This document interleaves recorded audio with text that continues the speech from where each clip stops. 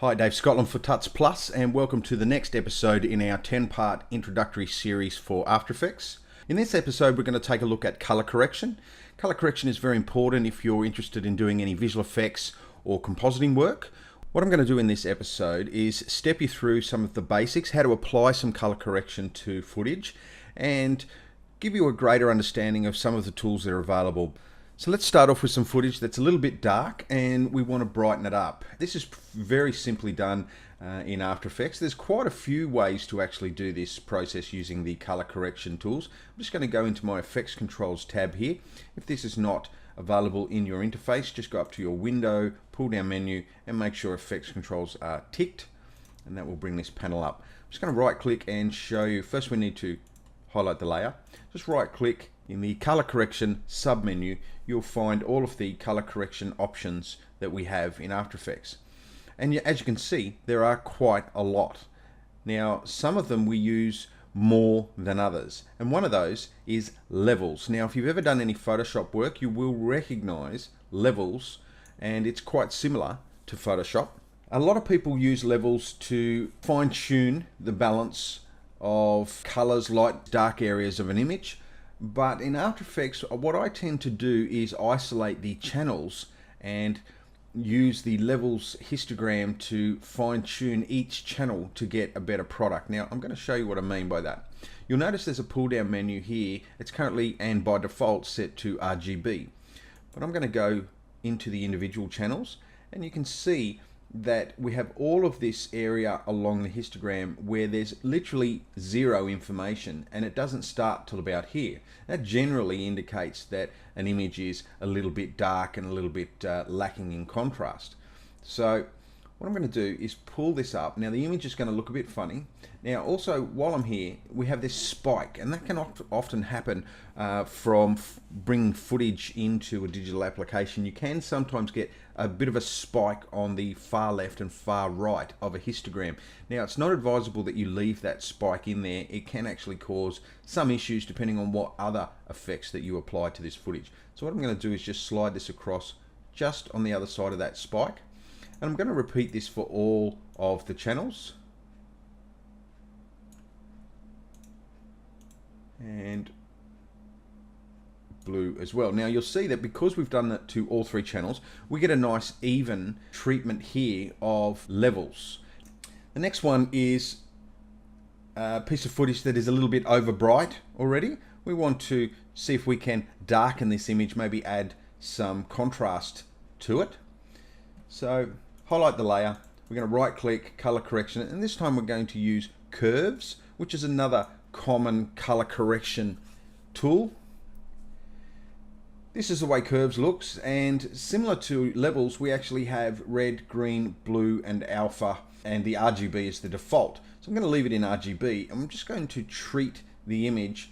The bottom end of this curve, at the moment it's a straight line, but it can be a curve, like so. The bottom end is the shadow areas, the darker areas in the image, and the top end is the brighter areas in the image. And we can make the brighter areas brighter, whilst making the darker areas darker, like so. And what you get is a contrast curve. We call this a contrast S curve. You can see the image is much more contrast. It's not exactly what we were looking for.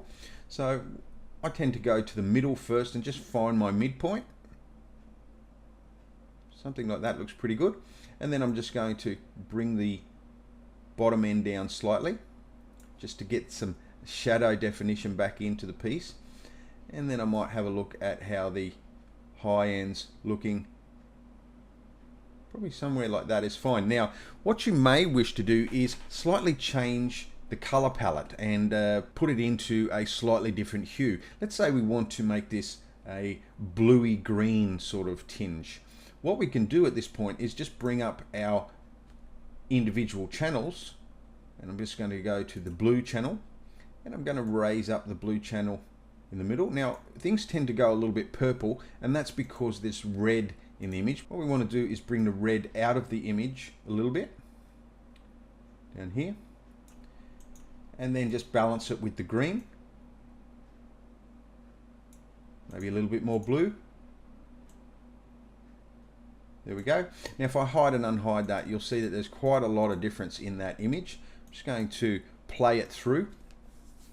Always play the video when you're color correcting, because what might look good to you on a still image may actually look quite nasty in full motion, because what you're not seeing on a still image is how the noise is dancing around. Video tends to have noise in it, and color correction, if not treated with a subtle hand, can actually bring that noise out, and it can actually ruin your video product. So definitely, as you are fine-tuning any color correction process on footage, make sure you play back the footage to make sure you just haven't brought more focus to the noise in the image. But we're looking pretty good here, and I think that is not too bad. Now I'm just going to switch this off for a second and show you an alternative for darkening some footage.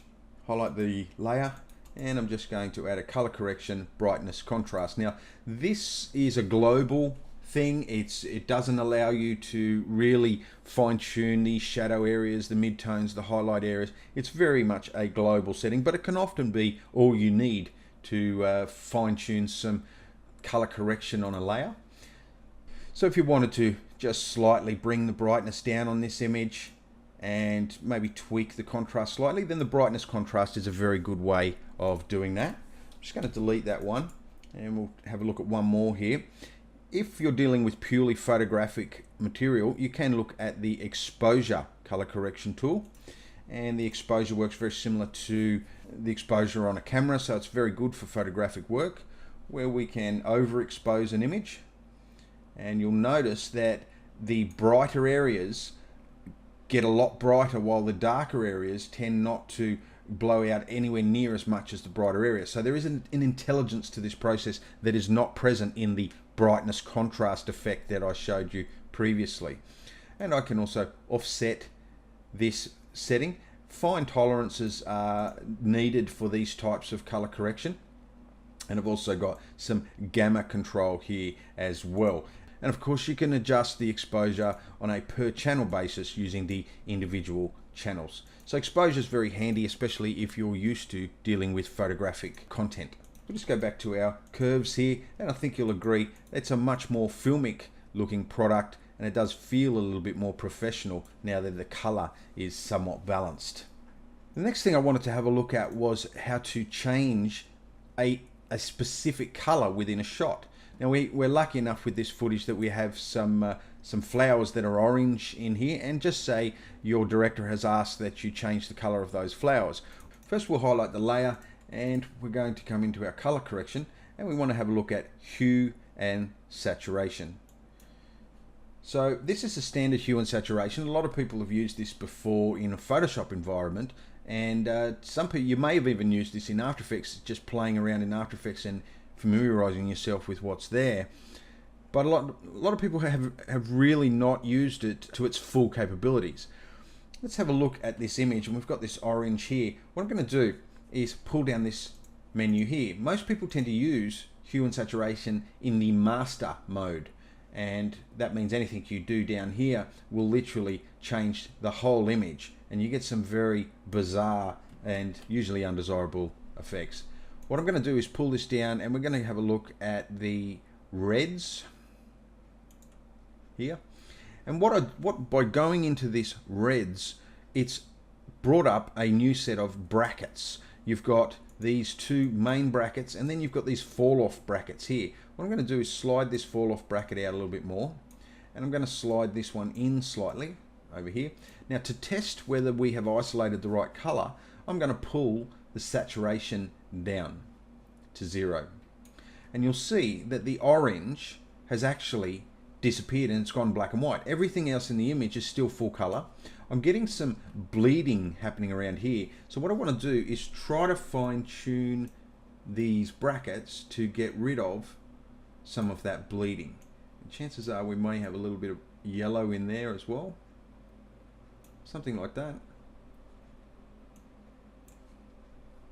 And that's probably about as good as we're going to get as far as that bleeding is concerned. There is a little bit of blurring and a little bit of spill light that's happening around the edge of this bird. That's why we're tending to see a little bit of edging here. But this looks pretty good for what we need. What I can actually do now, if I just pull this back up to 0.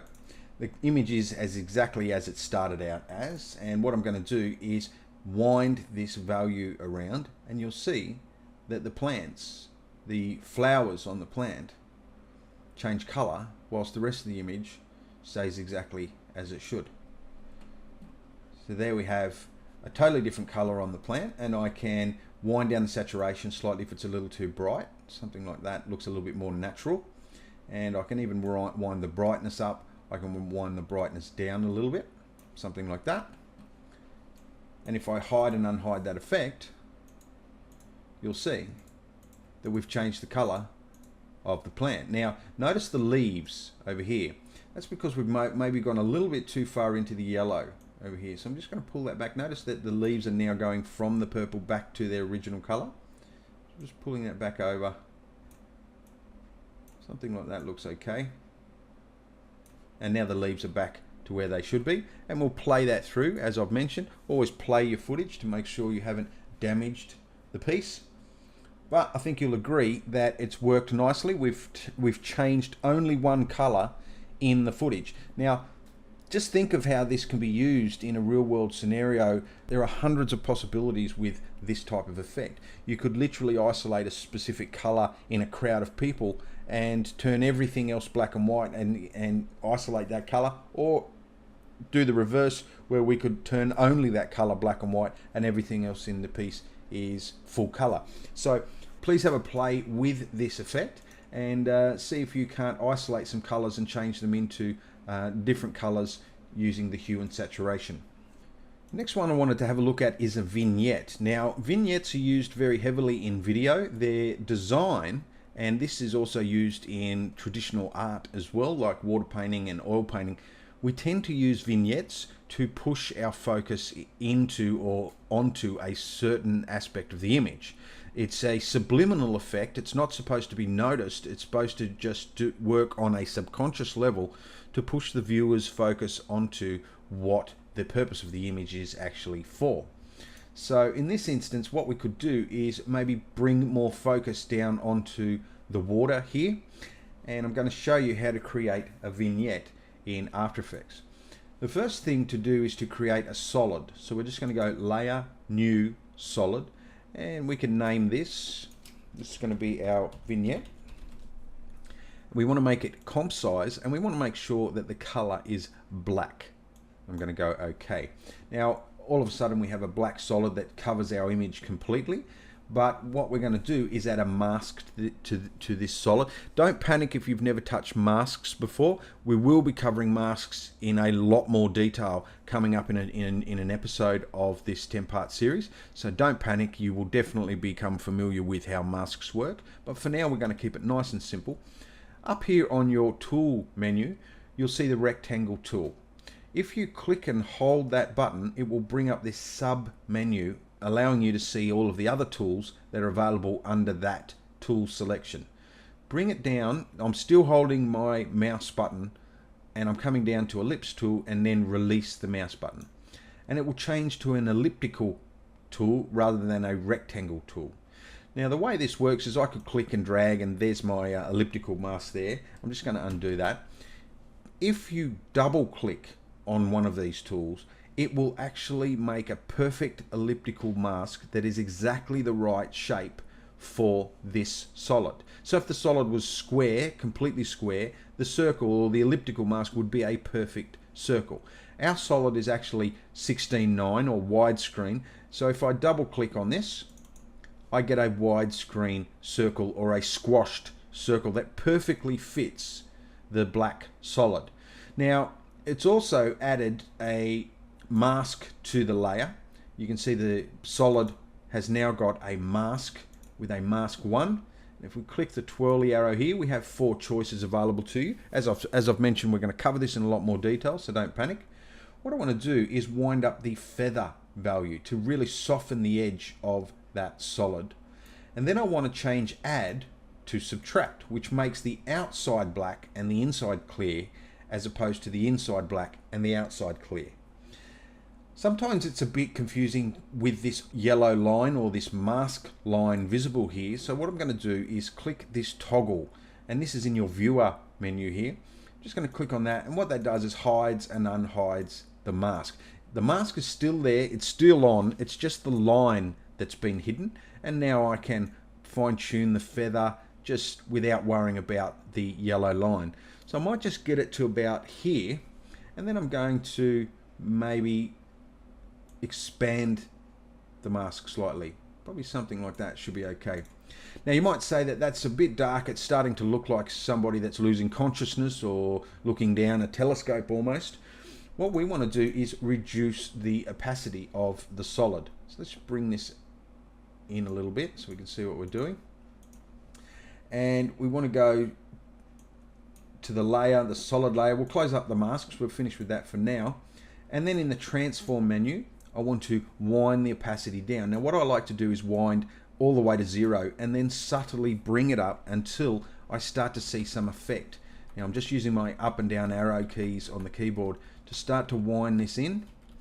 So we're going to leave it at 23 for now, and the next thing I'm going to do with my layer modes, and if you can't see your layer modes here, you just hit the toggle switches button and that will swap between your switches and your layer modes. And just like if you've ever used Photoshop, you'll recognize a lot of these. We want to change this to classic color burn. Now what classic color burn does is it takes the underlying value. If I turn the opacity up, you'll see what I mean. Let's have a look up here at the building. It takes the underlying value, which in this instance is this greeny sort of teal color, and it darkens that value. It doesn't just add black. If we were to leave the color mode, the layer mode as normal, then we would literally just be adding black to the image. What this does is actually darkens the original tone. Notice the water down here has been darkened from its original tone. And that's exactly what we want. So we want to fine tune it. So I'm going back to 0 now, I'm just winding it up. I think about 22, 23 is going to do us. Now you might think, well, that doesn't look any different to our original image. Usually that is the case. You will tend to think that it doesn't look too different. That's why we use the hide and unhide using the eyeball icon for the layer. That allows us to hide and unhide the effect, or hide and unhide the vignette, to really see what a difference that has made. And it's subliminal. It's meant to just guide your eye into the image. And if, say for instance, you wanted the ferry here on the water to be the main focus, what we could do is unhide or bring back our yellow line. We could double click on the yellow line and just bring it over like so. Maybe even bring this down a little bit and make that the actual focus of, they call this a power window in color correction circles. And if we hide and unhide this now, you can see that it's very subtle. And if we play the footage, and we just give ourselves a little bit more room here, as the footage plays, let's go to 100. As the footage plays, our focus, the viewer's focus, will be brought to the ferry there.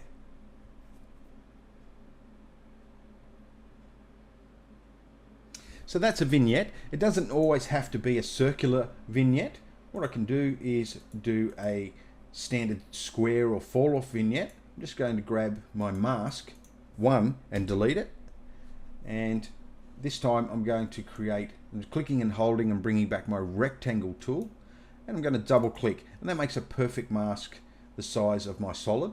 And once again, I need to subtract that. So what you're looking at now is completely masked out. There's no solid visible at all. But if I double click and then just slightly bring this down into the image, you'll see that I get this line here. And if I hide the mask, you can see there that there's a line through here. This is the vignette with the darkened classic color burn version, and this is the original footage.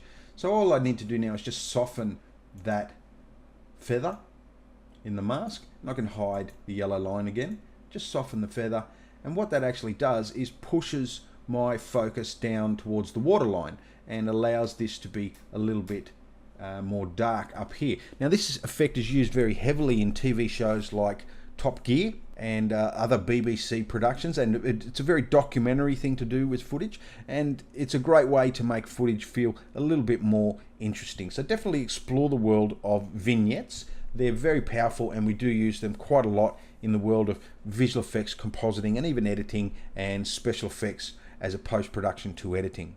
And the last thing I wanted to have a look at today was some adjustment layers. Now, adjustment layers aren't specifically color correction, but we use adjustment layers to isolate color correction to specific things. Now I'll show you what I mean. Let's say that we want to make these 3 pieces of footage that have been edited together. We want to make them all black and white. Well, I could select this layer, I could go into my color correction, come down in the list and find the color correction effect tint. Now tint basically makes an image or an asset black and white, and you can see now that my asset is actually black and white. But now when I get to this one, I need to do the same thing, so I go up and I replicate it and I do the same process. This is not a very intuitive way to apply a global, what we commonly call a global effect, an effect that is meant to affect multiple layers along a timeline. What we do is we use adjustment layers. So I'm just going to delete this tint now, and I'm going to go up to Layer, New, Adjustment Layer. Now an adjustment layer is like any normal layer, and it can be animated, it can be masked out, and you can apply effects to it as well.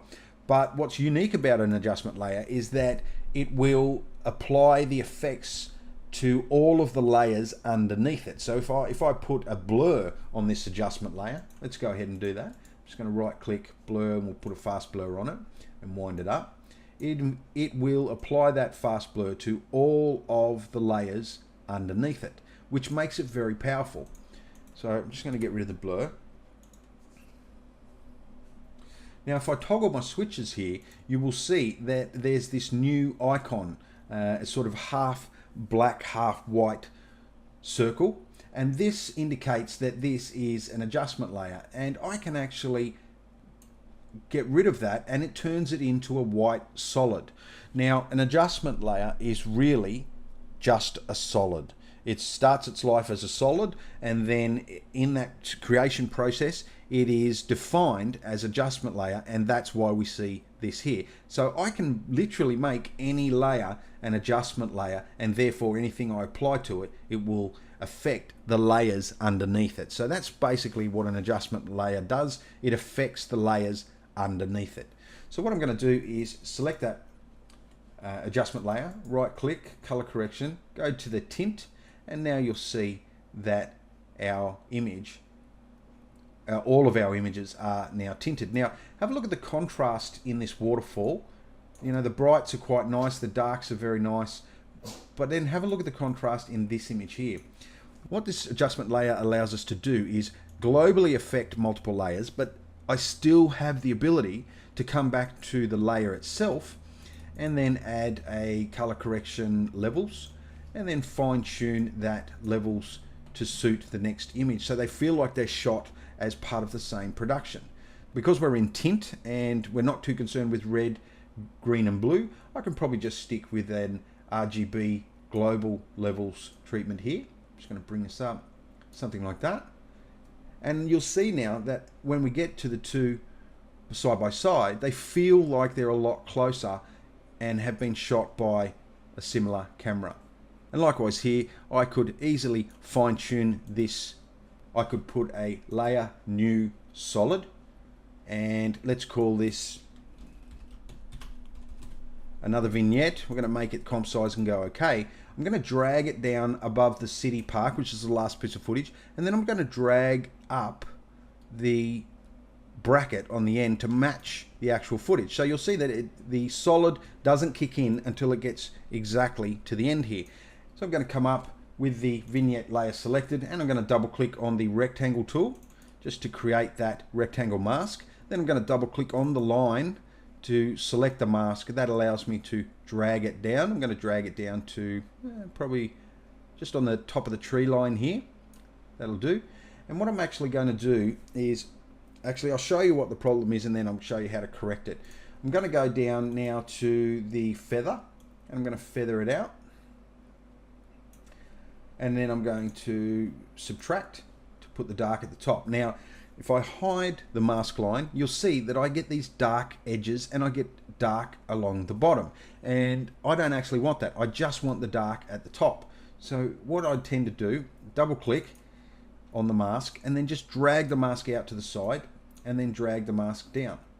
And that means that the feather, the softness, can't be seen. It's way down here off screen, and now I can really fine tune exactly where I want that top feather to be. So I'm happy with that now. I can just toggle my switches, grab the vignette, turn this back to a classic color burn, and then wind down the opacity. Now the hotkey for opacity is T.